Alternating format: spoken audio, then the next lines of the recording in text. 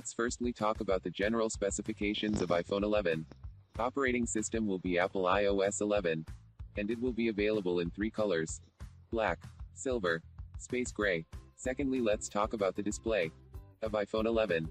6.5 inches Super AMOLED capacitive touchscreen display.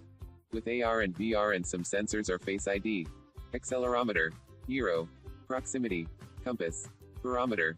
Thirdly, let's talk about the processor and the RAM of iPhone 11.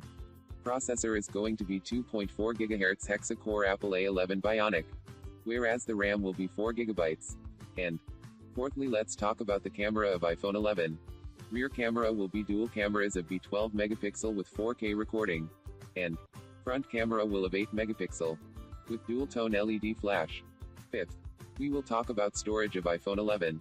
The internally available storage will be 265 GB and is non-expandable. 6. At last we shall get you noticed about the battery. The battery is 2800 mAh non-removable with quick charging. Moving forward now we shall discuss the price and release date of iPhone 11. The expected starting price is $1,500 US dollars, that is 95,000 Indian rupees. And the release date shall be around November 28.